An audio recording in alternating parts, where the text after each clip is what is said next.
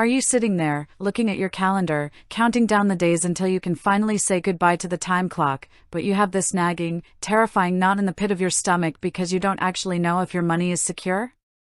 You are dreaming of retirement, you are planning the trips, you are looking forward to the freedom, but late at night, the fear creeps in. You ask yourself, am I actually going to get that check? Did I work all those years, sacrificing time with my family, giving my blood, sweat, and tears to a company, only to find out I don't qualify for my pension? Let me tell you something right now. Hope is not a financial plan. You cannot afford to guess about this.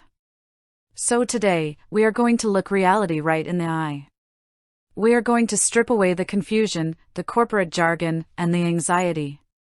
I am going to teach you exactly how to determine if that money belongs to you, because you need to know where you stand today so you can protect your tomorrow. First, we have to understand what a true pension actually is, because a lot of you are throwing the word pension around when you are actually talking about a 401k or a 403b. A real pension is what we call a defined benefit plan. It means the employer promises to pay you a specific, set monthly amount for the rest of your life once you retire. The company takes the investment risk, not you. If the stock market crashes the day after you retire, your pension check is supposed to stay exactly the same, but here is the catch. Just because you see a line item for a pension on an old pay stub or remember enrolling in a plan 20 years ago does not mean you are qualified to receive a single dime of it. Qualification comes down to one absolute, non-negotiable concept that you must memorize: vesting. What does it mean to be vested? It means you have worked for the company long enough to earn a permanent, non-forfeitable right to that money. If you leave the company before you are vested, that pension money vanishes into thin air as far as you are concerned. It stays with the employer. You walk away with zero. Under federal law, specifically the Employee Retirement Income Security Act, which we call ERISA, private companies have to follow very strict rules about how fast you vest. Typically, they use one of two methods. The first is called cliff vesting. I'll get a little bit from them. No, you won't, if you didn't hit the vesting requirement, and let's speak directly to those of you who worked in the public sector: teachers, firefighters, police officers, government employees. You operate under different rules.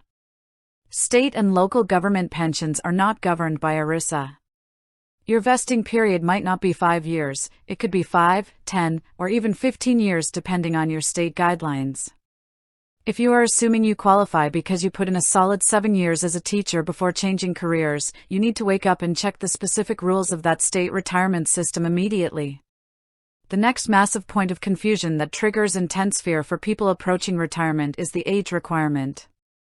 You need to understand the difference between being vested in a pension and being eligible to collect that pension. Being vested means the money is yours. Being eligible to collect means you have reached the age where they will actually start sending you the checks. Every pension plan defines what they call the normal retirement age. For many traditional plans, it is age 65. Some plans allow for early retirement, say at age 55 or 60, if you have met a certain combination of age and years of service, what they often call the Rule of 80 or Rule of 90, where your age plus your years of service must equal that number. Here is where people make a catastrophic, irreversible mistake. They assume that because they are fully vested, they can just turn the pension on whenever they feel like retiring.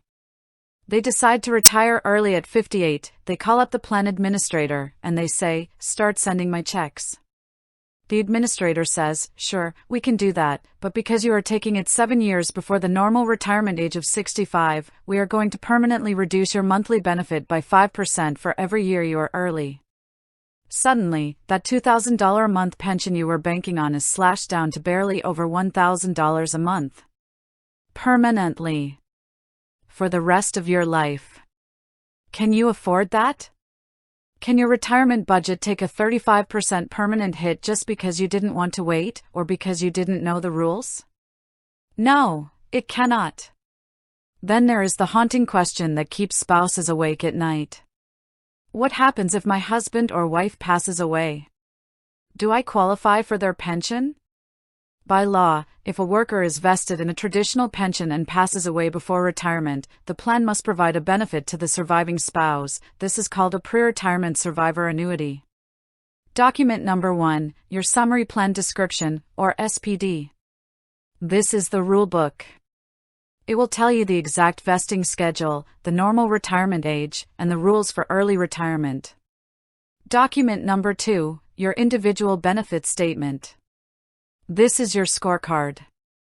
It will state explicitly whether you are fully vested, how many years of vesting service you have credited to your name, and exactly what your estimated monthly benefit will be at your normal retirement age.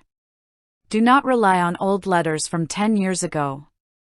Do not rely on what your former coworker told you at a reunion. Companies merge.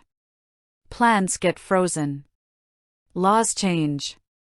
You need a certified statement from the plan administrator showing your current status.